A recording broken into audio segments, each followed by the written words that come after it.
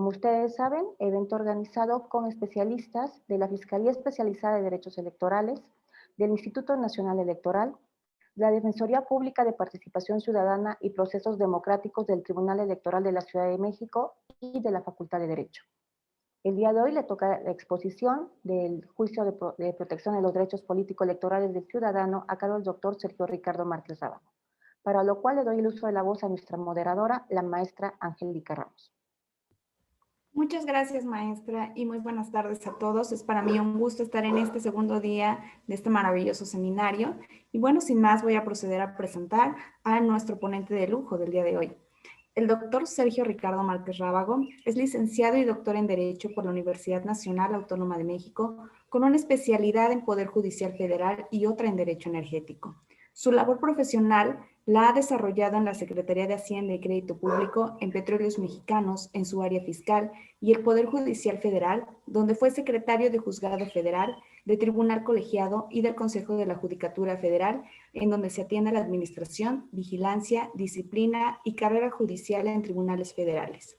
En la UNAM ha sido coordinador de asesores del abogado general, director general de asuntos jurídicos y en la Facultad de Derecho, secretario académico y jefe de posgrado.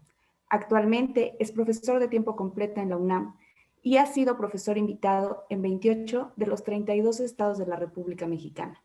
Es litigante en controversias constitucionales y autor de 10 libros jurídicos reeditados, además de contar con una amplia experiencia como panelista a nivel nacional e internacional. Bienvenido, doctor. Los micrófonos son suyos. Muchísimas gracias, Angélica. Quiero agradecer a la Facultad de Derecho, a nuestro señor director, el doctor Raúl Contreras Bustamante, por la invitación a participar, a la maestra Tirce Fabiola Ovilla, encargada coordinadora de Asuntos Internacionales y Multidisciplinarios. Saludo al maestro José Luis López Chavarría, a Angélica, agradeciéndote, a Nubia y a todos los que estamos aquí presentes,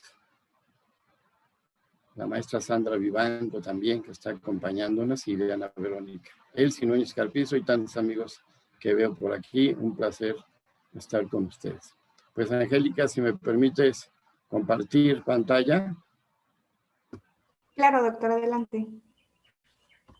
Bueno, esa no era la que quería yo en este momento compartir. Déjenme ver.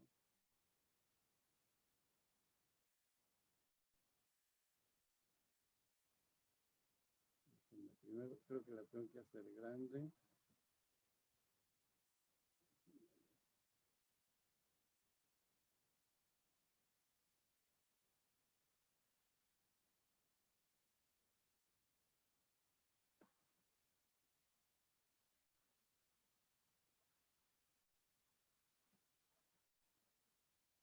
A ver si ahora sí.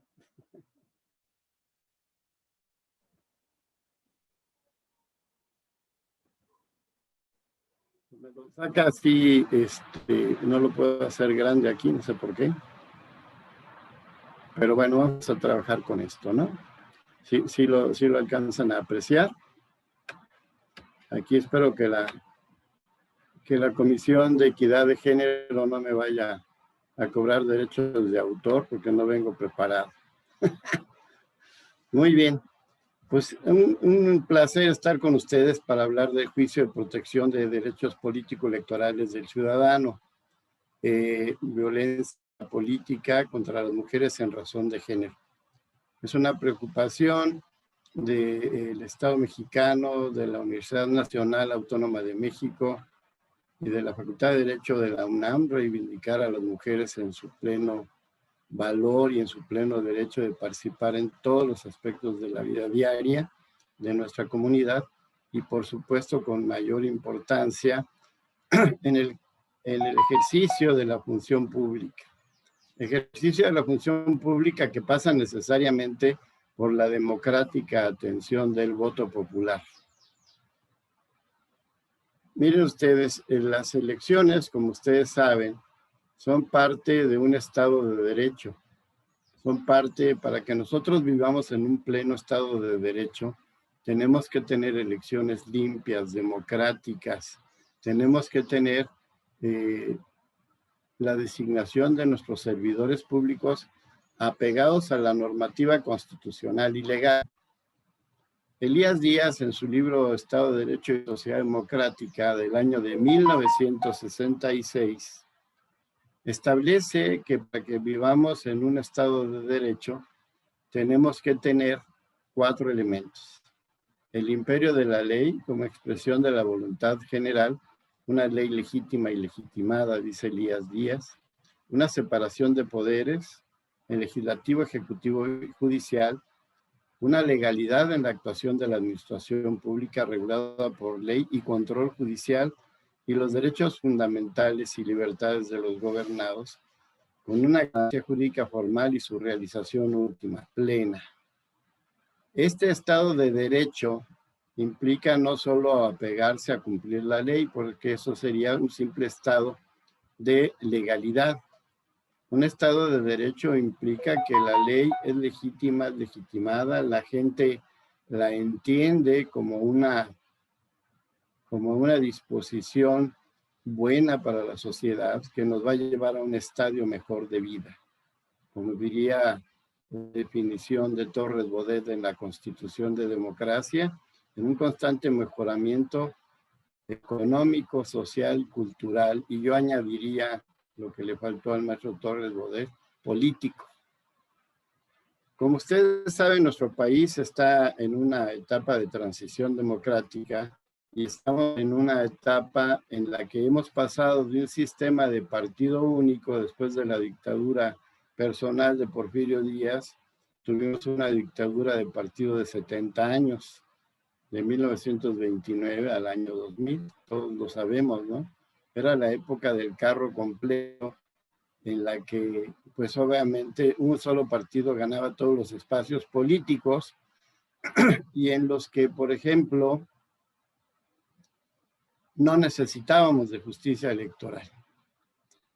Regresando un poquito al Estado de Derecho y que va a ser relacionado precisamente con nuestro tema, yo creo que a Elías Díaz, quien escribe su obra en 1966, le faltó hablar de la existencia de un tribunal constitucional, la existencia de un órgano administrador de elecciones independiente, un órgano de justicia electoral jurisdiccional, lo que es imprescindible para vivir en un Estado de Derecho. Elías Díaz escribe su libro Estado de Derecho y Sociedad Democrática en 1966, es un autor de tendencia izquierdista español, muy homenajeado, muy celebrado el maestro, pero de alguna manera pues no vivió esta actualidad que nosotros vivimos de apertura democrática.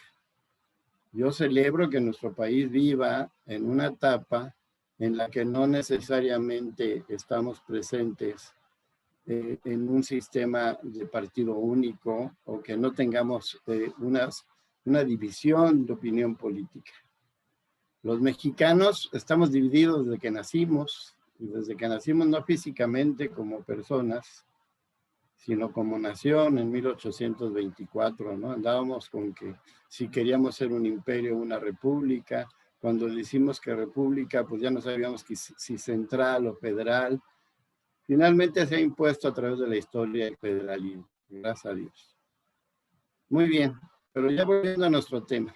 Si nosotros estamos en presencia de un sistema de partido único, la justicia electoral es innecesaria. ¿Por qué? Porque se hace lo que dice el titular del Ejecutivo. Y así pasó en nuestro país por décadas.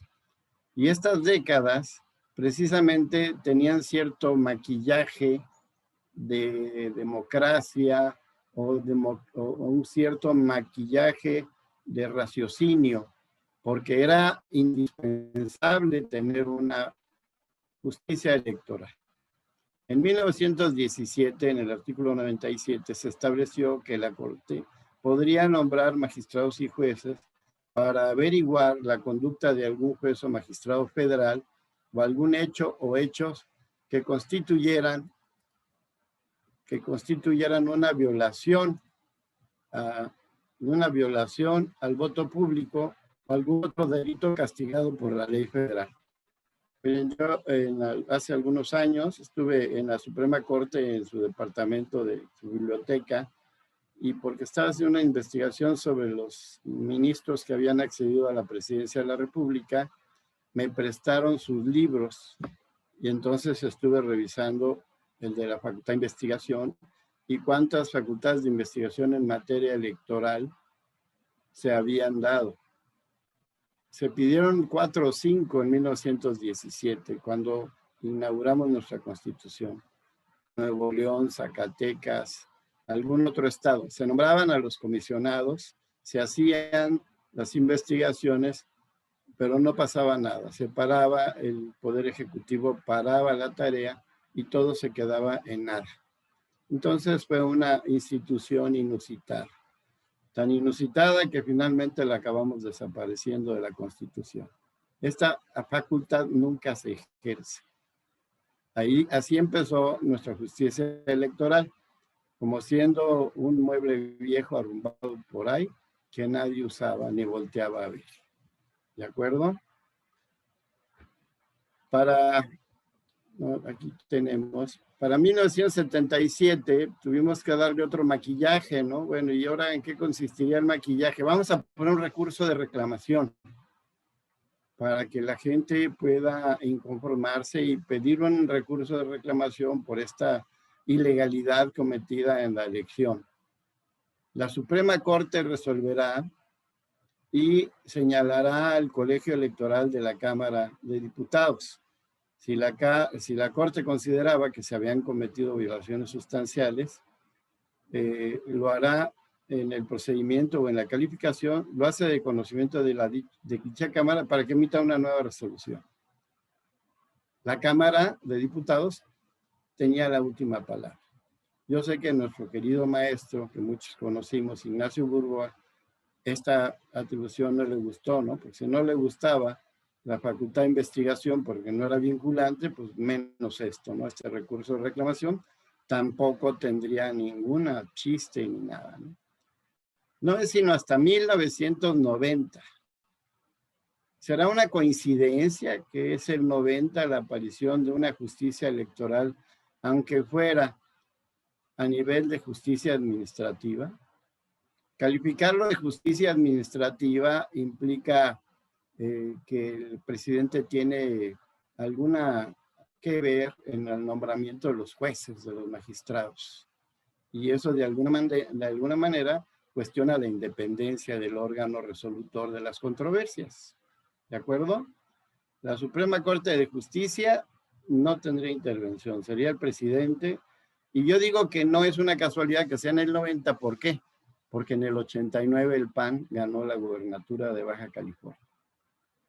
Y entonces los partidos políticos de oposición entraban en la escena de la controversia electoral y la controversia política, que antes era muy a gusto para el presidente porque el 100% de los actores eran priistas y le tenían una obediencia partidaria muy fuerte al presidente de la República y lo que él decía se hacía, punto. ¿De acuerdo? Entonces este es el famoso Tribunal Colegiado Electoral, el Tribunal Colegiado Electoral como una figura de justicia administrativa. Yo he escuchado al muy experto, maestro, doctor Flavio Galván Rivera, que fue presidente del Tribunal Electoral, un buen amigo, el hecho de que el TRIFE, por ejemplo, pues que no era un tribunal administrativo, ¿no? O sea, pero bueno, la presencia en la designación de magistrados del presidente de la República, pues ahí estaba, y la ratificación también. El TRICOEL, el Tribunal Colegiado Electoral del 90, pasó a Tribunal Federal Electoral en el 93. Pero el gran logro de la justicia electoral y el gran logro de la oposición, porque todos los avances electorales, pues no los regaló el partido en el gobierno de manera graciosa, sino realmente lo obtuvo como una concertación política con la propia oposición, se lo iban arrebatando poco a poco, ¿no? Nos era muy claro que cada 3 años teníamos modificaciones en las leyes electorales, ¿no? hasta que llegamos a confiar en los padrones electorales y a tener una administración electoral de las más caras del mundo, pero de las más confiables. Tan es así que muchos países llegaron a comprar la tecnología electoral mexicana, toda la estructura, para ponerla en sus países.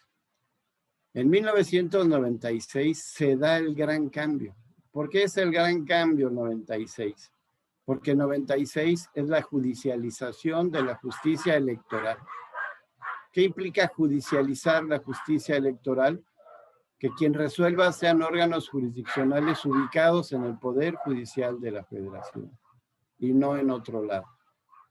Y no con participación del presidente de la República, sino simplemente con la designación independiente de los procedimientos de ley para los magistrados electorales, como ustedes saben. Entonces, 1996 es el gran cambio de la justicia electoral en México, cuando llegamos realmente a empezar a tener un elemento pleno para el Estado de Derecho. Aquí es cuando conectamos justicia electoral con Estado de Derecho, porque no debe de haber acción de gobierno alguna que no sea revisable, que no sea cuestionable si se apegó a la legalidad, si se apegó a la constitucionalidad. El tener excepciones no resulta algo conveniente. En 1996 tenemos esto. Ahora vamos a pasar, no he terminado eso de gracias, es hasta el final todavía. Voy a dejar de compartir este y vamos a pasar al siguiente documento, que ya es un simple Word. Sí lo ven, ¿verdad? Ya estamos aquí con el juicio de protección. Bueno, ya vimos la Constitución establece, déjenme ver, en el artículo 97, en el artículo 99, fracción quinta, la procedencia del juicio de protección de derechos político-electorales del ciudadano. ¿Sí? Esta disposición constitucional, déjenme buscarla para enseñárselas, porque sí es importante que la veamos. El artículo 99 de la Constitución, aquí lo tenemos. A ver, este se llama juicio de protección. Muy bien.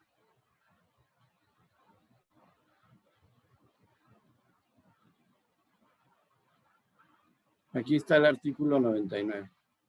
Párrafo cuarto. Al Tribunal Electoral le corresponde resolver en forma definitiva e inatacable en los términos de esta Constitución y según lo disponga la ley sobre fracción quinta. Aquí es donde entra el juicio de protección de derechos político-electorales del ciudadano. Todos sabemos que la Constitución es fundamental y aquí está la fundamentación de este juicio de protección.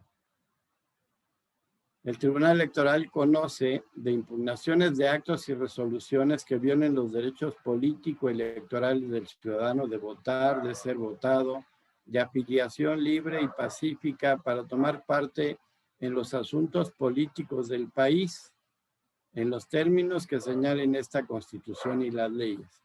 Para que un ciudadano pueda acudir a la jurisdicción del tribunal por violaciones a sus derechos por el partido al que se encuentre afiliado, deberá haber agotado previamente las instancias de solución de conflictos previstas en sus normas internas. La ley establecerá las reglas y plazos aplicables. La justicia electoral, si una característica particularmente importante tiene, es la expeditez. ¿Y por qué tiene que ser expedita la justicia electoral? Porque hay un término de inicio constitucional de funciones, ¿no? Tenemos que resolver que el diputado tendrá que entrar a ejercer funciones el día, creo que es 1 de septiembre, y los senadores sí, pero cada 6 años. El presidente de la República va a ser el 1 de octubre, que este próximo 1 de octubre, dentro de 3 años, será la primera vez que tome posesión un presidente en 1 de octubre, por una disposición transitoria constitucional que reduce en 2 años el periodo presidencial del actual mandatario mexicano. ¿Sí? Eso lo hizo el periodo de Peña Nieto y obviamente pues no se lo apegaron a él, se lo apegaron al siguiente presidente, que resultó ser Andrés Manuel López Obrador. Muy bien. Y la Ley General del Sistema de Medios de Impugnación en materia electoral, conocida como Ley de Medios en el medio constitucional, en el medio electoral, porque evidentemente yo creo que es mucha saliva estar diciendo Ley General de Sistemas de Medios de Impugnación en materia electoral. Entonces, para los cuates, Ley de Medios. Y entonces todo el mundo sabe, porque además las siglas, también el EGC, SIMBE y quién sabe qué, pues es Ley de Medios, punto. Entonces, es precisamente la ley que desarrolla esta disposición constitucional. Y en ella vamos a encontrar la normativa que cuestiona o que regula el procedimiento. El sistema de medios de impugnación por esta ley tiene por objeto garantizar que todos los actos y resoluciones de las autoridades electorales en los procesos y de consulta se sujeten invariablemente según corresponda a los principios de constitucionalidad y de legalidad. Y B, la definitividad de distintos actos y etapas de los procesos electorales. Primera precisión, ninguna decisión electoral es final mientras no haya tomado alguien más el puesto al que estamos litigando o pretendiendo. Ya si él tomó posesión, pues ya eso ya es un hecho, ya está funcionando y ya no se va a poder mover, ¿de acuerdo? Pero las instancias, en la materia electoral, como en muchas materias, la interpretación lo es todo, ¿no? Porque vamos a ver por qué procede un juicio de protección para la protección de los derechos político-electorales del ciudadano, pero yo les voy a pedir que lo vean con ojos así como muy escépticos en tanto que la procedencia del juicio no se encierra ahí, se encierra en la imaginación de los demandantes y sus abogados, ¿sí? Porque el juicio de protección, en principio la gente pensara, pues es un juicio muy simple y reiterativo porque es por si no te dan tu credencial para votar, es por si no te meten en el padrón electoral. Eso y 10,000 cosas más. Nada más, imagínense, por ejemplo, tengo derecho a la información que tiene mi partido sobre mi posible candidatura. La información que tiene mi partido sobre mi posible candidatura al distrito 17 de la Ciudad de México. ¿Qué tanta información me puede hacer falta? ¿Qué tanto puedo decir yo que me es necesario? ¿Sí me explico?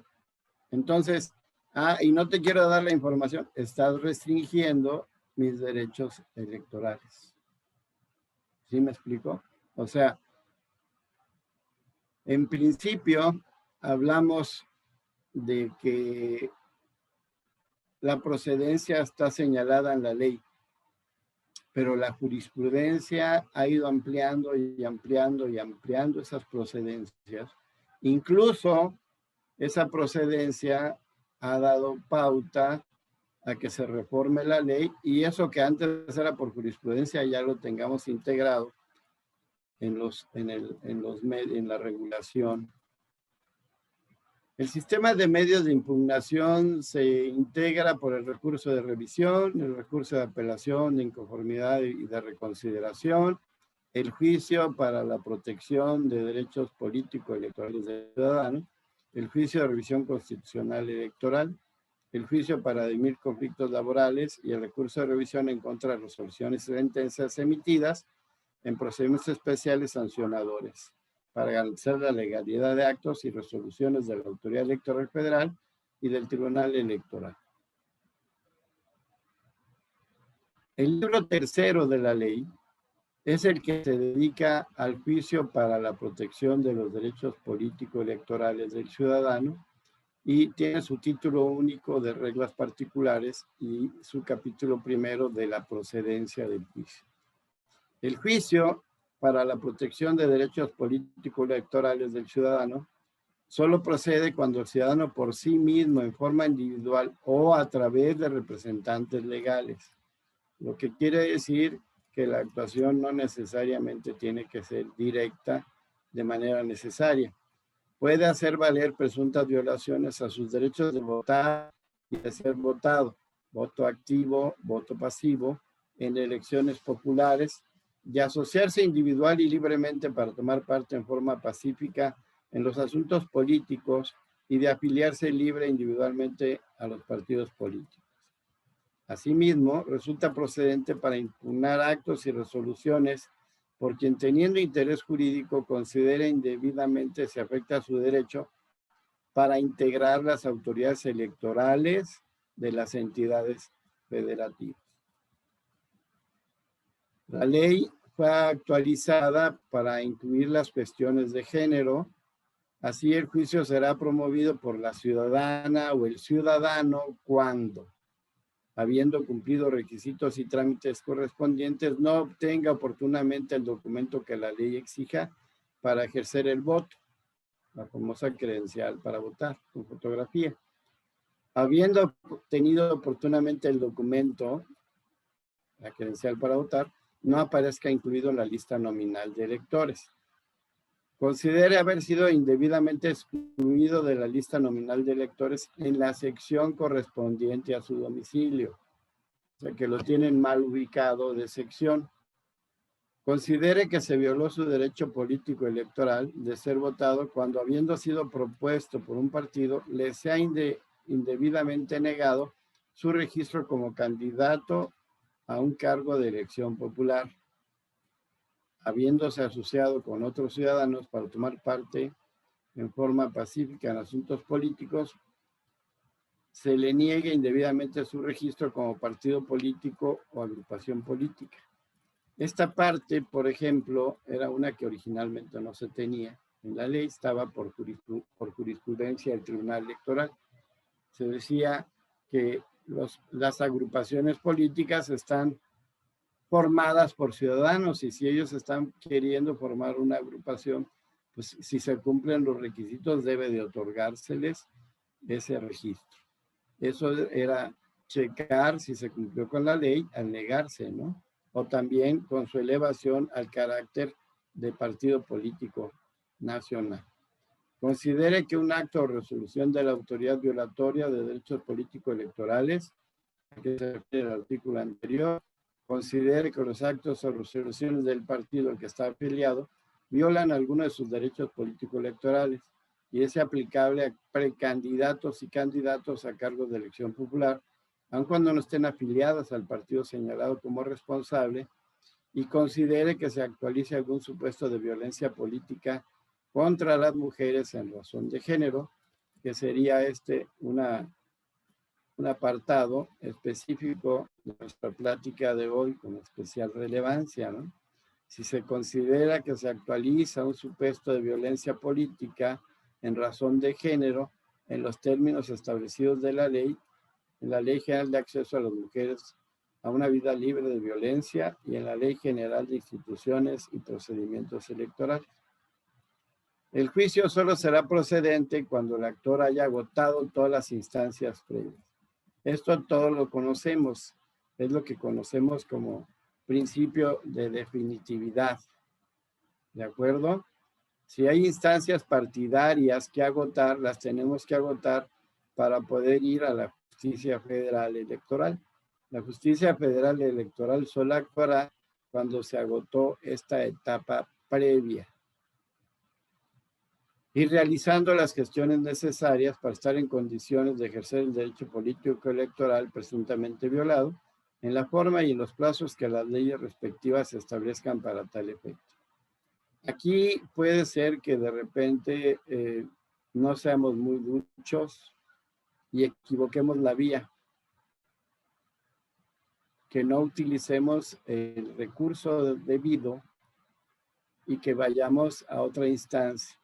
Hay varias jurisprudencias, yo traigo preparados algunos apoyos documentales y de hecho un caso práctico también, por si nos da tiempo, pero dentro de estos hablan del reencauzamiento.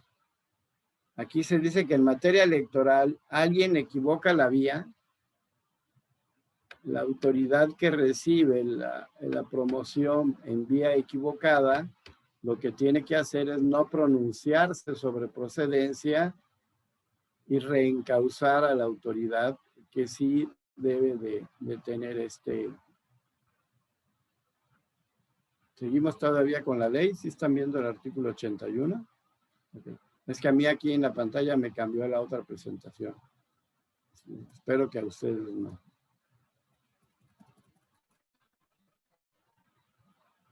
Estos artículos están dando algunos ejemplos de cuando procede la inelegibilidad de candidatos, cuando no otorguen o revoquen constancias de mayoría, ciertas reglas que se deben atender, pero relacionándonos con otra parte de la ley.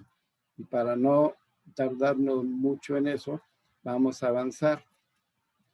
¿Quiénes son competentes para resolver los juicios de protección de derechos políticos electorales?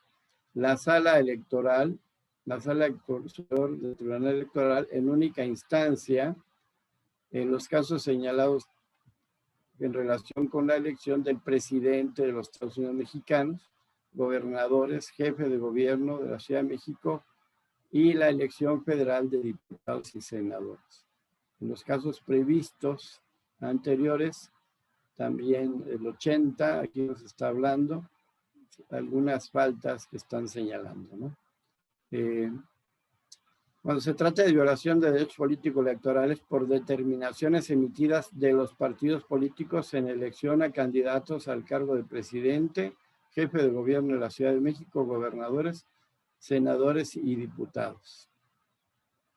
Y las salas regionales del Tribunal Electoral que ejerzan jurisdicción y hayan cometido, donde se reclame una violación cometida en única instancia en promovidos por procesos electorales federales o de entidades federativas y en las elecciones de autoridades municipales, diputados locales y titulares de órganos políticos administrativos en las demarcaciones territoriales de la Ciudad de México, es decir, en las alcaldías. La violación de los derechos políticos electorales por determinaciones emitidas por partidos políticos en la elección de candidatos a cargos a diputados federales y senadores por el principio de mayoría relativa, diputados a la legislatura de la Ciudad de México, autoridades municipales, diputados locales y titulares de órganos políticos administrativos de la Ciudad de México y dirigentes de los órganos de dichos institutos distintos. Y por último, a elecciones de autoridades municipales, diputados locales y titulares de órganos políticos administrativos en las demarcaciones territoriales. El artículo 84 ya nos habla de sentencias y el 85 nos da la finalización del capítulo. Aquí vamos a dejar esto porque yo quisiera que nos diera un poquito de tiempo de hablar sobre jurisprudencias y casos en concreto que se han dado en nuestro tribunal electoral.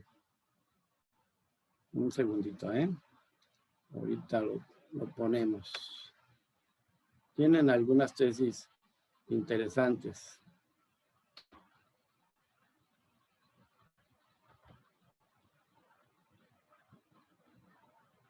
Muy bien.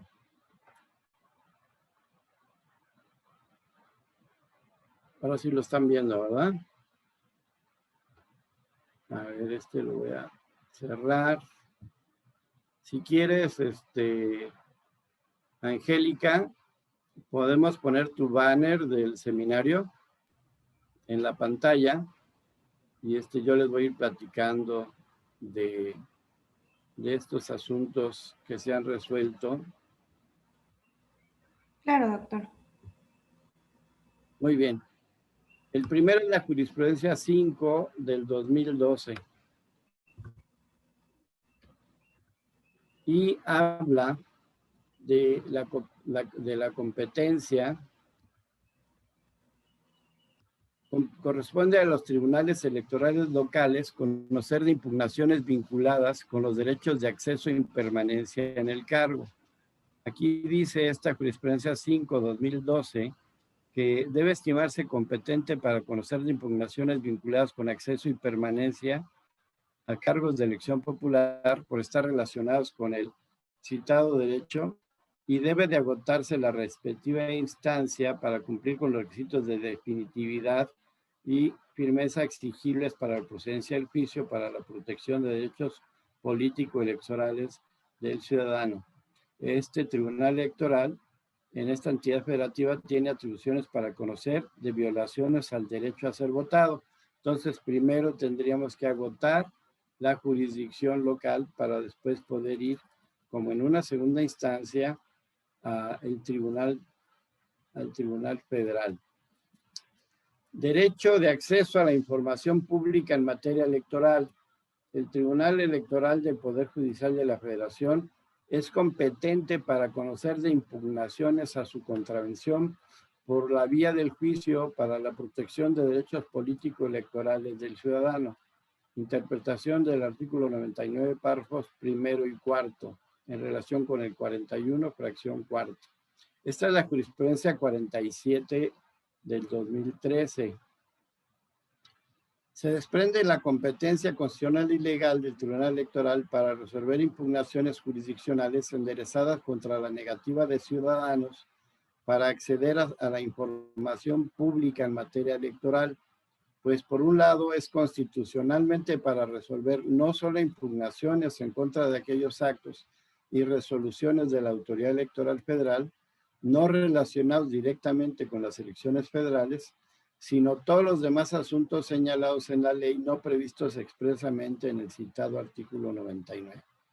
Por otra parte, la Ley Federal de Transparencia y Acceso a la Información Pública Gubernamental prevé que las resoluciones recaídas en el recurso de revisión interpuesto en contra de la negativa de acceso a la información o del informe de inexistencia de documentos solicitados pueden ser impugnados ante el Poder Judicial de la Federación. En este sentido, a los supuestos de procedencia constitucionalmente previstos y desarrollados en la Ley de Medios respecto del juicio para la protección de derechos político-electorales del ciudadano consistentes en presuntas violaciones a los derechos de votar y ser votado en las elecciones populares, de asociarse individual y libremente para tomar parte en forma pacífica en asuntos políticos y de afiliarse libre individualmente a los partidos políticos, la referida Ley de Transparencia, con base en el 99, fracción 9, adicionó un supuesto específico de procedencia para tal juicio, consistente en las violaciones al derecho político de los ciudadanos de acceso a la información pública en materia electoral, al impugnarse las resoluciones de las autoridades del Instituto Federal Electoral en su momento, recaídas en recursos de revisión en los términos del artículo 61.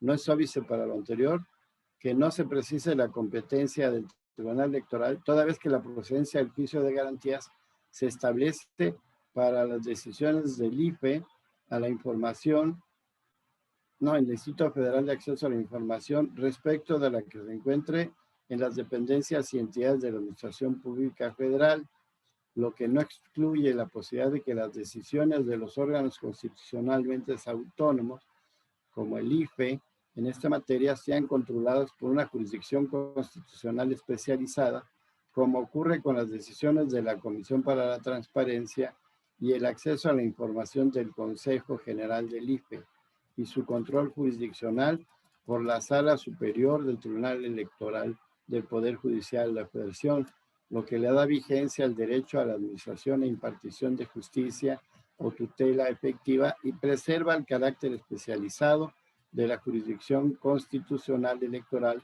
a cargo del Tribunal Electoral del Poder Judicial de la Federación. Este es ya la Sala Superior el 16 de octubre aprobó por unanimidad 6 votos la jurisprudencia y la declaró como obligatoria. Definitividad en el juicio de protección de los derechos políticos electorales del ciudadano. La sustanciación paralela de un juicio de amparo es independiente de la cadena impugnativa reservada a la materia electoral. El principio de definitividad previsto en los artículos 10, 80 y 2 de la Ley General Sistema de Medios, que establece que el juicio solo será procedente cuando se agoten las instancias previas y realizadas las gestiones necesarias para estar en condiciones de ejercer el derecho político electoral presuntamente violado, debe ser analizado a la luz de la cadena impugnativa de medios ordinarios de impugnación propios de la materia electoral, de lo que se sigue que la sustanciación paralela de un juicio de amparo no trasciende al citado requisito, ni define la improcedencia del juicio ciudadano por no formar parte de la referida cadena impugnativa en materia electoral.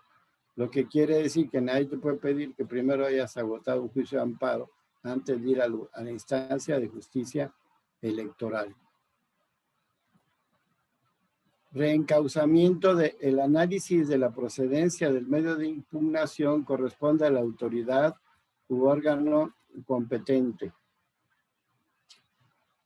Un sistema de distribución de competencia entre la Federación y las entidades federativas para conocer de medios de impugnación en materia electoral, así como la obligación de partidos a garantizar el derecho al acceso a la justicia partidista. En esas condiciones, cuando el promovente equivoque la vía y proceda el reencauzamiento del medio de impugnación, debe ordenarse su remisión sin prejuzgar sobre procedencia del mismo a la autoridad u órgano competente para conocer del asunto, ya que esa determinación corresponde a estos. Con lo anterior, se evita la invasión de los ámbitos de atribuciones respectivos y se garantiza el derecho fundamental de acceso a la justicia.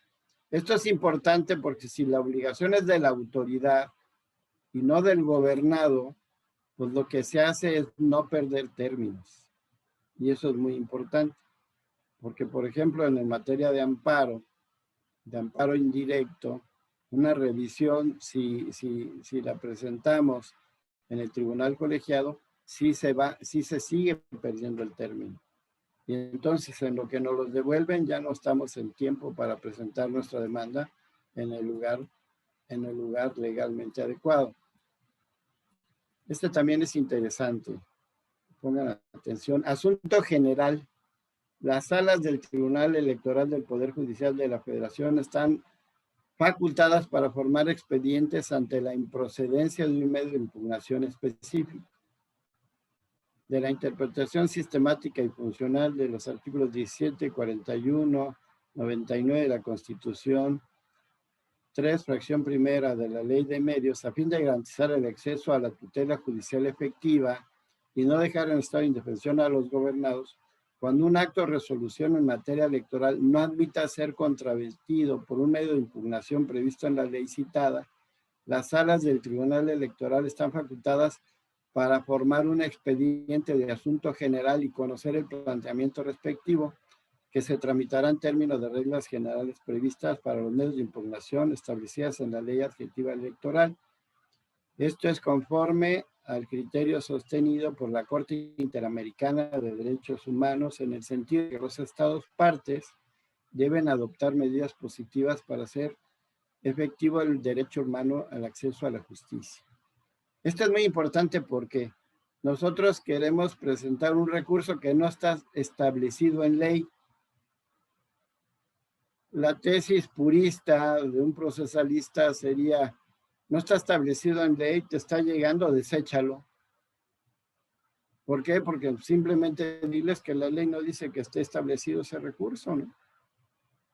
En cambio, ¿qué nos dice esta tesis 1 del 2012 relacionado con el criterio de la Corte Interamericana de Derechos Humanos? Recíbelo y dale el nombre de asunto general. Y interpreta si debes admitirlo o no. Esto sería el medio para aumentar la procedencia de vías para el juicio de protección de derechos políticos electorales del ciudadano a través precisamente de establecer por jurisprudencia la posibilidad de recibir ese asunto y de resolverlo. Como ven, pues hay la manera de buscar esto. Yo me canso de decirle a mis alumnos, o más bien no me canso de decirle a mis alumnos en clase, que un buen abogado no cree ni en lo que lee, porque la Constitución se interpreta, las leyes se interpretan, y la jurisprudencia se abandona y se establece un nuevo criterio. Tenemos también sustitución de jurisprudencia. Entonces, ni lo escrito es fatal, puede llegar a moverse. Registro de candidatura, que es algo que ya les había platicado. El transcurso de plazo para efectuarlo, el transcurso de plazo para hacer un registro de candidatura no es irreparable para que no proceda un juicio electoral. La designación que lleva a cabo un partido político de una determinada persona como su candidata está sujeta al análisis y aprobación del órgano administrativo electoral y en su caso al análisis de constitucionalidad y legalidad que lleve a cabo el órgano jurisdiccional electoral competente. Así, cuando la demanda de juicio para la protección de derechos políticos electorales del ciudadano, el acto impugnado estriba en una presunta violación al debido procedimiento intrapartidista de selección de un candidato y el plazo para solicitar registro del candidato ha transcurrido, no puede tenerse por actualizada la causal de improcedencia de la ley de medios, puesto que el acto impugnado, es decir, la selección intrapartidista del candidato, no se ha consumado de un modo irreparable, pues en caso de acogerse a la pretensión del actor, la reparación solicitada sería jurídica y materialmente factible.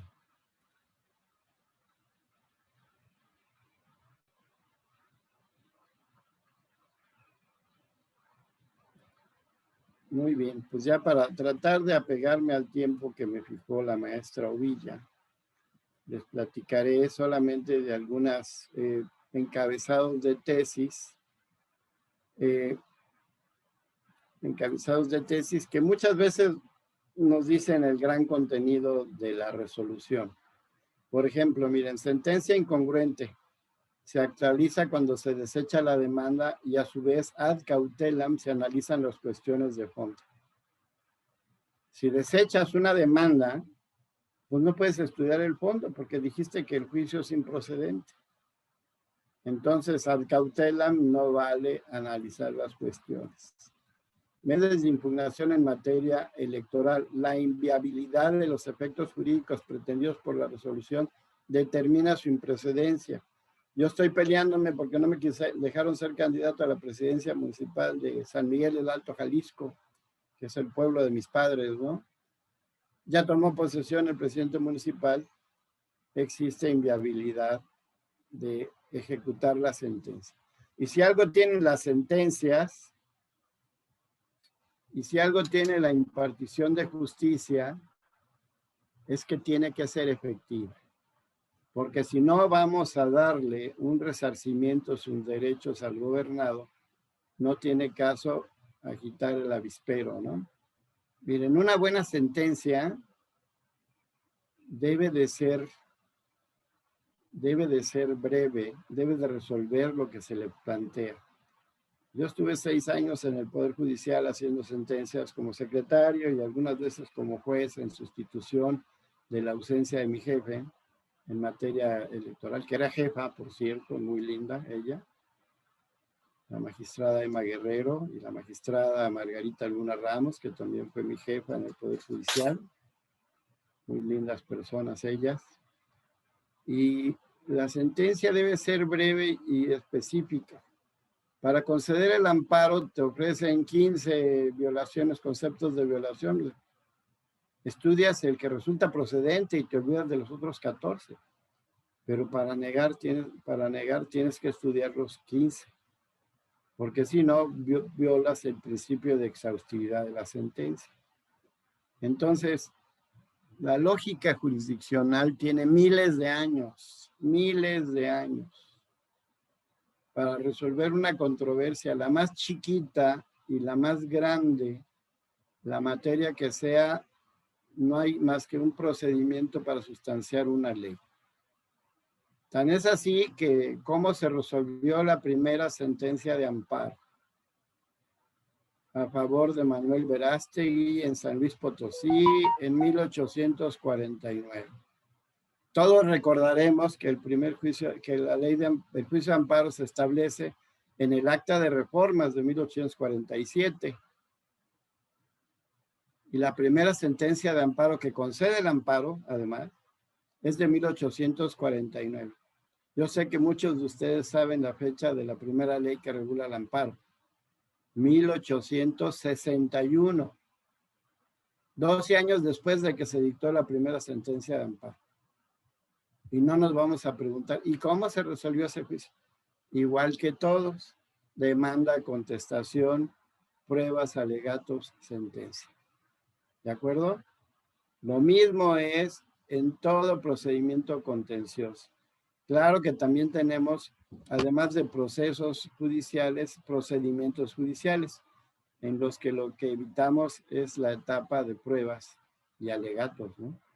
Porque simplemente se da la demanda, la contestación y la sentencia, como sería un amparo directo o como sería un juicio de acción de inconstitucionalidad. Pues yo celebro la oportunidad que me dio la Facultad de Derecho de la UNAM de estar presentes hoy con todos ustedes. Traté de apegarme al término que me fue fijado. Traté de platicarles lo que yo considero lo más importante de este juicio para la protección, que realmente es, digamos, una plática introductoria al estudio del mismo. Sé que no agotamos nada, no agotamos el tema, pero espero haberles dado el interés de profundizar en los conocimientos de esta materia. Les agradezco mucho su atención. Muchas gracias, doctor, por esta excelente plática. Sabemos que es un tema muy grande y no sería imposible agotarlo el día de hoy. Nos han llegado algunas preguntas por parte del público. Nos preguntan, por ejemplo, si no forman parte de algún partido político, ¿cómo se pueden ejercer estos derechos, este juicio de protección de derechos político-electorales del ciudadano? Bueno, aquí la relación entre candidato y partido político se da por participar en un procedimiento de selección.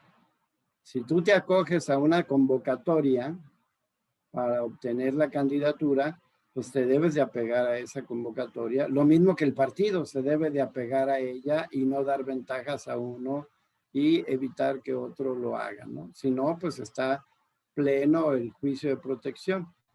Un candidato independiente pues no tendrá la necesidad de agotar la vía previa de la justicia partidaria por evidente razón, porque él va fuera de partido político, ¿de acuerdo? Entonces, si vamos por partido político, todas las instancias, todos los procesos en términos de convocatoria. Pero si vamos por la libre, pues evidentemente no tenemos que agotar ese recurso previo. Muchas gracias, doctor. Y justo relacionando con la siguiente pregunta, nos llegan que si un partido político incumple con las fechas señaladas que justo nos mencionó en la ponencia, que incumple con estas fechas para dar a conocer el caso de si es procedente o no la candidatura, ¿pueden aplicar un JDC? Esto, o sea, está violentando la convocatoria y la convocatoria se debe de pegar en todos sus términos. Ahí estamos hablando de una indebida motivación. Hablábamos hace un momento que todas las controversias son como milenarias, ¿no? Cualquier violación que se da en un procedimiento legal tiene una indebida motivación y fundamentación. Ya sabemos todos nosotros lo que es fundar.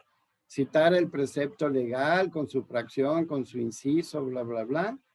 Les voy a platicar que en alguna jurisprudencia de una controversia constitucional o acción de inconstitucionalidad, no me acuerdo, habla de que la fundamentación la debemos de checar no solo con la cita de los preceptos legales, sino tenemos que acudir hasta revisar si la ley de la cual derivan esos artículos se emitió de manera legal. O sea, si la ley tuvo algún problema de creación legislativa, puedes argumentar indebida fundamentación legal. Eso es algo que yo aprendí en controversia constitucional. Ahora, la motivación es que en este caso yo hablaría de una indebida motivación y una contravención al 16, párrafo primero de la Constitución, porque en este acto de autoridad se está faltando a la debida motivación. El escrito que yo presentaría sería, en la convocatoria dice que tenían que darnos de resolución el 1 de febrero y para el 5 de febrero se publicó. Ahí hubo una violación temporal y eso de alguna manera vicia el procedimiento llevado a cabo. Por supuesto que todos entendemos que existe esa violación. Quedará en manos de la autoridad judicial resolver cuál será la sanción que se va a imponer, ¿verdad? Como el caso de Salgado Macedonio que tenemos ahorita, ¿no? Que de alguna manera todos estamos muy pendientes, porque el partido fue el que no presentó los datos de los gastos, pero finalmente él es un candidato del partido, ¿verdad? Gracias, doctor. También nos preguntan si el JDC tiene efectos suspensivos. Tiene efectos suspensivos en tanto no inicie funciones el funcionario público por el cual estamos peleando. Ahora, la posibilidad que tienen los magistrados es, finalmente, en todo procedimiento de inicio de funciones de un presidente municipal, de un gobernador, de un diputado, de un senador, pues si no se presenta el titular, pues hay manera de suplirle, ¿sí? Entonces, si no está definida la elección para esos momentos, se dará esa pauta. Ahora, la autoridad judicial, en principio, solo recibe aquellos asuntos que va a poder resolver en término, ¿sí? O sea, lo que pasa es que ya sabemos que, ok, tú eres autoridad electoral, llegaron épocas electorales, no vas a dormir durante 5 meses. ¿Por qué? La contención electoral se da en la etapa previa, en la etapa de la jornada electoral y en la etapa posterior a la jornada electoral, y después viene la toma de posesión. Digamos que la jornada electoral acaba cuando toman posesión los funcionarios, porque ahí sí ya se empieza nuevamente a dar la vuelta la rueda, ¿no? Entonces, para eso es la expeditez. La expeditez es para que resuelvan antes de que empiece el término constitucional. Porque además, cualquier asunto que tú resuelvas en materia de ejercicio de poder público es un acto de privación. O sea, si suspendo a un presidente municipal durante 2 años, ¿cómo le repongo su tiempo si finalmente resuelvo que era inconstitucional su separación? ¿Cómo le repongo?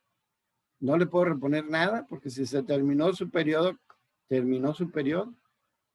Ahí sí no hay de que, ay, pues vamos a corrernos 2 añitos más para que tengas tus 3 años, ¿verdad? Gracias, doctor. También nos preguntan, ¿cómo pueden identificar ante qué autoridad pueden promover este JDC?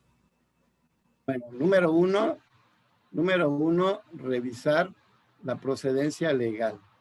Y esto es muy interpretable. Les decía, ¿se acuerdan que les dije que hay que tener mucha imaginación? Entonces, hay que saber conectarlo, ¿de acuerdo? Depende del caso específico, tienes que buscar la fracción, el inciso, en el cual se pueda implicar ese alcance. Pero son muy receptivos los magistrados a una interpretación inteligente, bien hecha, ¿no? Ya vimos que incluso si no lo puedes clavar en ninguno, lo clavas como un asunto general, ¿de acuerdo?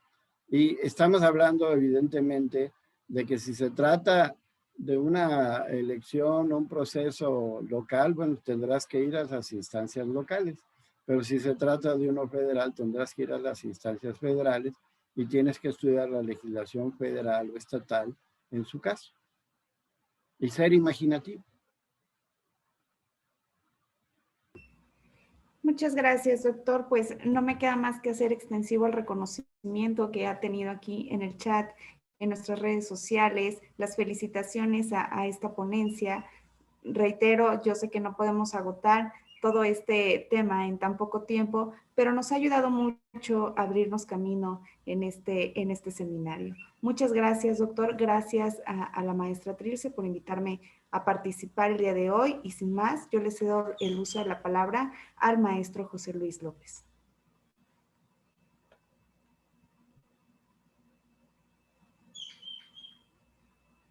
Su micrófono, maestro.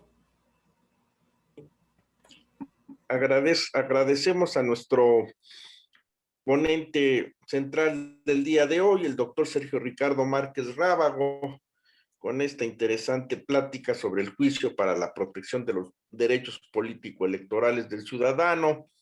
Y pues no nos quedaría más que invitarlos para la siguiente sesión, el día de mañana puntualizar, es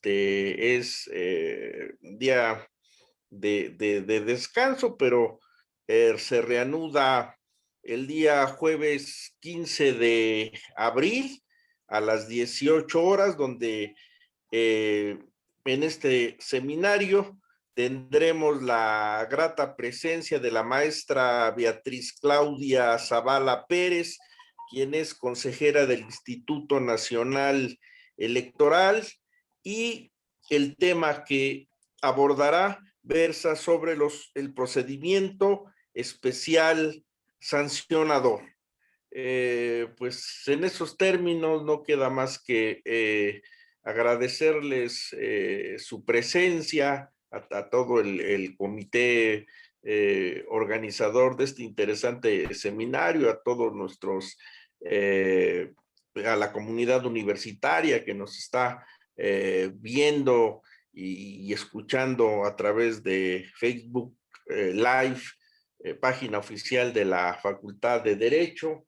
Desearles muy buenas tardes y pues seguimos en contacto a la misma hora en el mismo canal el jueves a las 18 horas. Que tengan buena tarde. Hasta luego. Muchas gracias, doctor Sergio, Ricardo. Gracias, maestra Trilce. Gracias a ustedes. Buena tarde. Buenas tardes. Gracias. Gracias, doctor José Luis López. Nos vemos el jueves.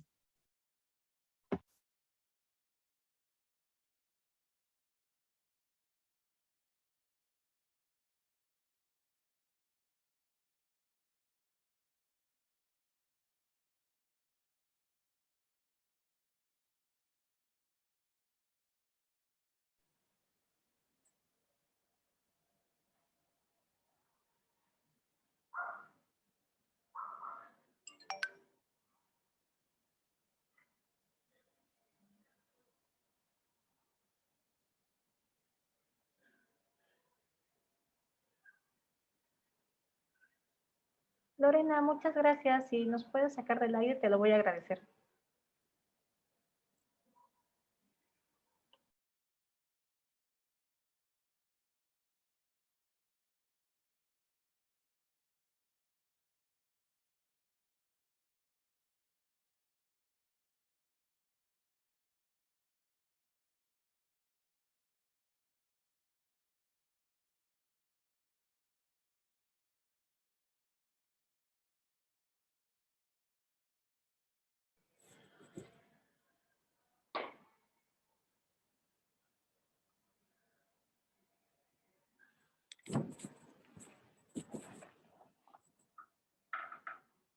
Maestra Lorena Redondo, ¿sí me oye?